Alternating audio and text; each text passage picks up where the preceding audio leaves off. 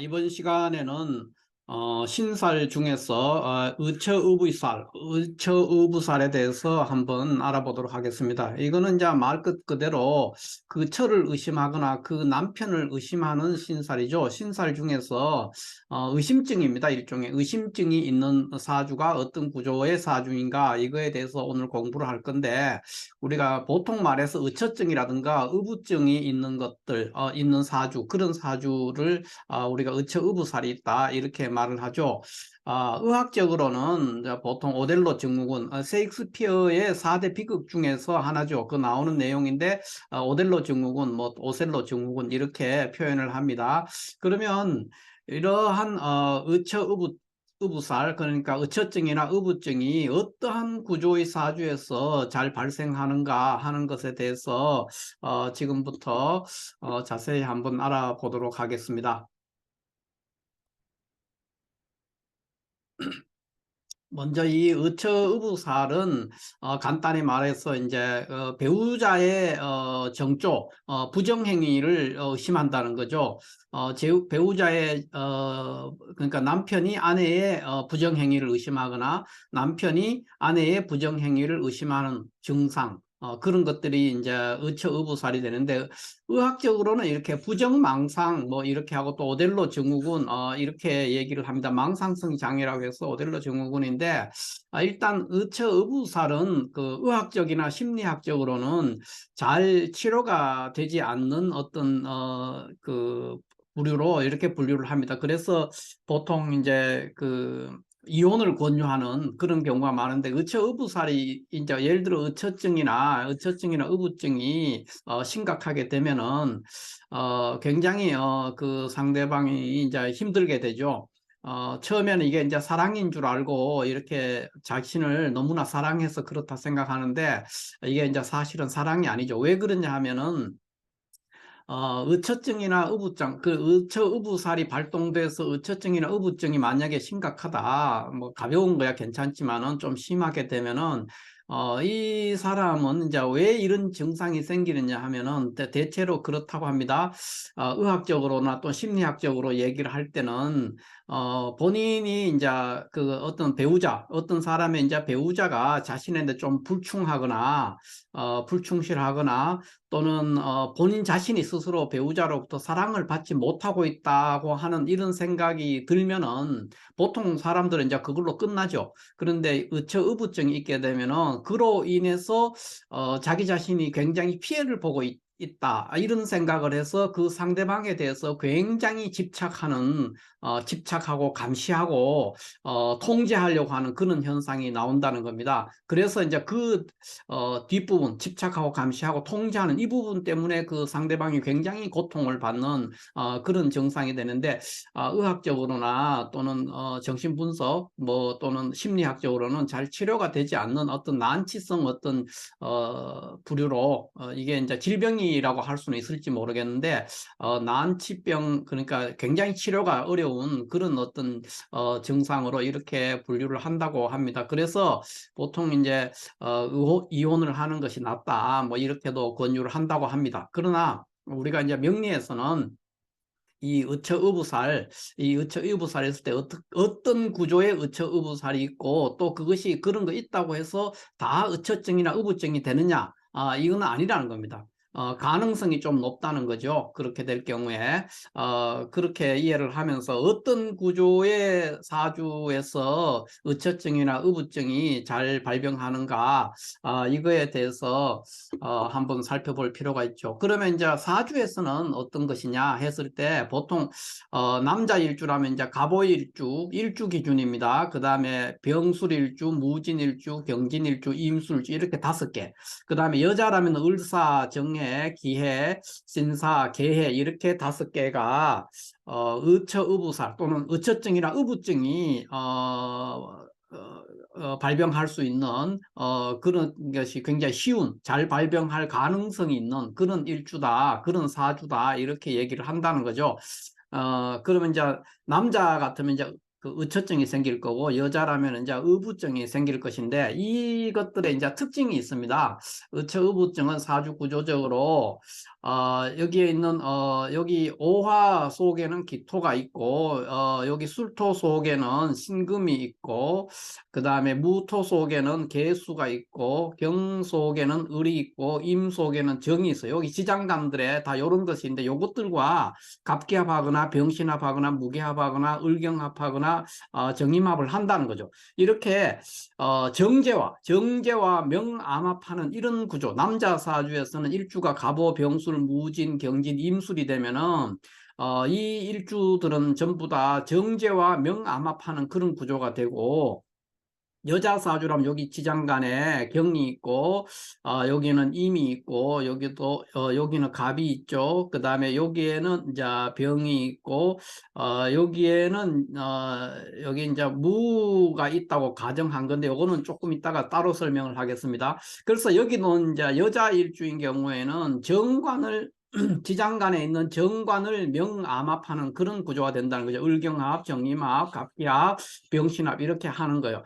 근데 이제 개의 일주 같은 경우 무게합을 해서 역시 정관을 이렇게 암합한다 이렇게 이제 얘기를 해서 남자 일주와 여자는 그러니까 정관을 명암합하는 거죠. 이렇게 되면은 의부살, 그러니까 의부증이 생길 수가 있다 이렇게 말을 한다는 겁니다. 그러나 여기서 다른 것들은 뭐 어느 정도 가능성이 조금 있을 수 있지만, 이제 개의 일주 같은 경우에 개의 일주는 조금 다릅니다. 개의 해 중에는 이거는 이제 지장간상으로는 갑과 임뿐이거든요. 갑과 임만 있고 무토는 지장간에 해당이 되지 않습니다. 이것은 이제 월율 분야상으로 무토가 있는 것이지, 지장간으로 우리가 얘기를 한다 그러면은 갑과 임뿐이기 때문에 개의 일주는 의처의부살에 해당이 되지 않는다고 보는 것이 더 정확한 표현이다 이렇게 말을 할 수 있습니다. 그러나 보통 시중에서 해 중에 지장간을 무, 갑, 임, 그러니까 무토와 갑과 임이 있다고 이렇게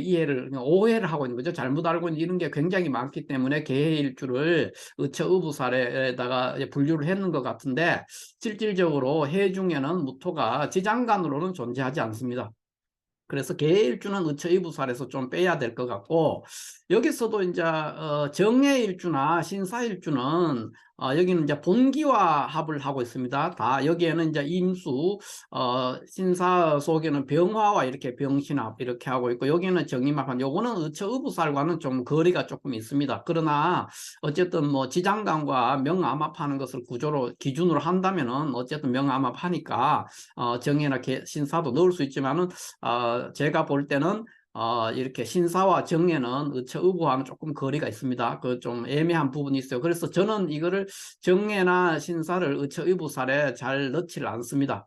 이건 좀 빼야 되는, 왜냐하면 본기와 암합하고 있기 때문에 그렇습니다. 그리고 개해는 아예 지장간에, 해 중에는 무토라는 지장간은 없기 때문에 월율 분야상으로는 무토라는 것이 있죠. 월율 분야상으로는 무토가 있지만 지장간상으로는 무토라는 것이 해 중에는 없습니다. 없기 때문에 개의 일주가 의처의부살에 해당된다는 것은 굉장히 모순이다 이렇게 말할 수 있겠습니다. 그렇게 본다면은 뭐 의처의부살에 해당되는 것이 이제 개의 일주를 빼고 한다면 대체적으로 이렇게 9개 정도가 된다고 볼 수 있고, 그 중에서도 정해와 신사는 의처의부살에 해당되지 않는 경우가 더 많다. 뭐 이렇게 말을 할 수 있고, 잘 해당이 안 된다 이렇게도 볼 수 있기 때문에 정예와 신사도 거의 예외적으로 뺄 필요가 있습니다. 대체적으로 그래서 보면은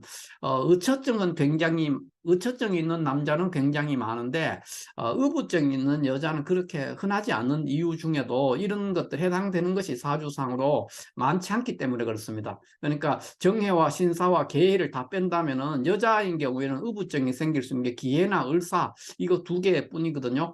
그렇기 때문에 여자들이 의부증이 생기는 경우는 굉장히 흔하지 않은 일들이다. 있어도 그렇게 그것이 극심하지 않다. 뭐 이렇게 볼 수가 있겠습니다.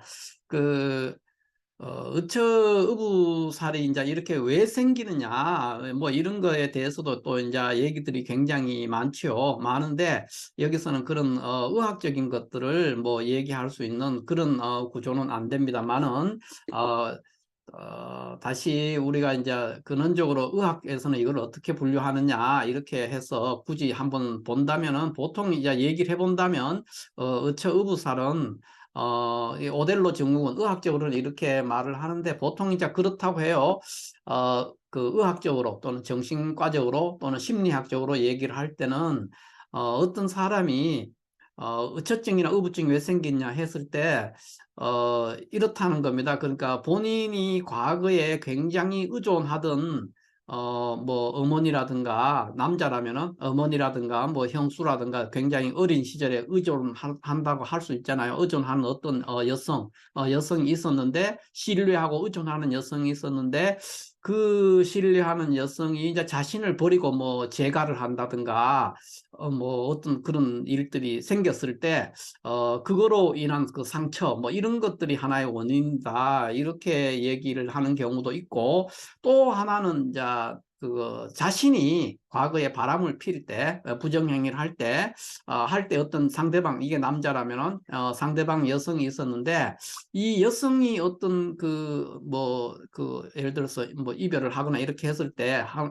하고 헤어졌을 때, 버림받았다는 거죠. 그렇게 했을 때 이 여성이 하던 어떤 행동, 그 행동이 자신의 부인에게서 그 행동을 발견했을 때, 그렇게 비슷한 행동이죠. 비슷한 행동. 이 사람이 무심결에 하던 어떤 행동, 또는 이 부인이 무심결에 어떤 행동을 하고 있는데 그것이 옛날에 자기가 바람을 필 때 만났던 그 여자가 하던 행동, 그것과 되게 비슷한 것을 현재의 자기의 부인에게서 발견했을 때, 그럴 때 의심한다고 그래요.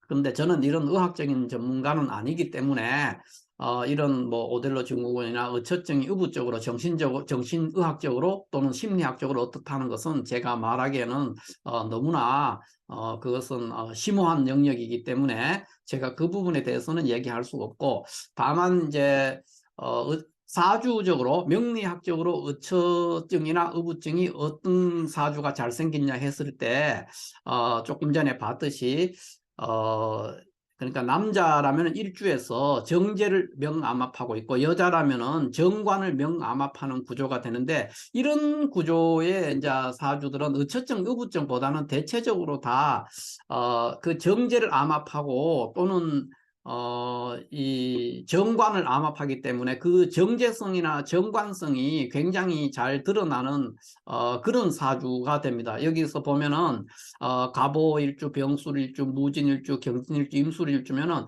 굉장히 그 대부분의 경우에 굉장히 애처가들이죠. 이것은 이제 의처증이나 뭐 이런 것보다는 굉장히 애처가인 경우가 굉장히 많습니다. 일반적으로는 이 일주들은 굉장히 애처가고 그 처를 굉장히 끔찍히 사랑하는 그런 사람들이 대부분인데, 이런 사람들이 이제 과거에 다른 어떤 특별한 경험이 있었다면은 그랬을 때 의처증이나 이런데 또는 뭐 여자 같으면 을사정애 이런 기회 이런 일주들이 의부증 이런 것들로 발전할 수가 있는 가능성은 있죠. 그러나 일반적으로 갑오일주나 병술일주나 무진일주, 경진일주, 임술일주나 남자일주에 이런 것들은 대체적으로 애처가다. 또 왜냐하면 이게 정제를 암압하고 있기 때문에 그 처와 정이 굉장히 돈독하다고 이렇게 해석을 할 수가 있거든요. 여자 같으면 그 남편과 정이 굉장히 돈독하다. 을사, 정해, 기해, 신사, 계해 이런 일주들은 그 남편과의 정이 굉장히 돈독하다. 이게 이제 정이 돈독하니까 거꾸로 그것이 잘못됐을 때 집착하는 것도 될 수가 있거든요. 그것이 이제 더 심해지면 의처증이나 의부증으로 발전할 수 있다. 이렇게 말할 수가 있다는 겁니다. 그래서 이제 지금까지 의처증과 의부증에 관한 의처의부 사례에 대해서 볼 것 같으면은 정리를 다시 하면은 남자는 정제를 일주 기준으로 남자는 정제를 암압할 때, 여자는 정관을 암압할 때 그런 현상이 생기는데, 그러한 일주가 반드시 의처증인 의부증이 되는 것이 아니고 대부분의 경우에는 애처가라든가 또는 애부가라고 해야 되나요? 그 남편을 굉장히 사랑하는 사람 또는 굉장히 반듯한 여자 뭐 이런 것으로 대부분은 그렇습니다. 그런데 이제 그 개인적인 삶이 살아오는 과정에 어떤 상처가 있었거나 과거에 어떤 일이 있었다면 그것이 의처증이나 의부증으로 발전할 가능성이 매우 높은 일주다 이렇게 말할 수는 있겠죠. 그러나 대부분의 경우에는 애처가 또는 애부가 뭐 이런 사람들이 훨씬 많다고 이렇게 이해를 하면 하면 틀림이 없겠습니다. 자, 이렇게 해서 오늘 의처의부살에 대해서 간략하게 한번 알아봤습니다. 감사합니다.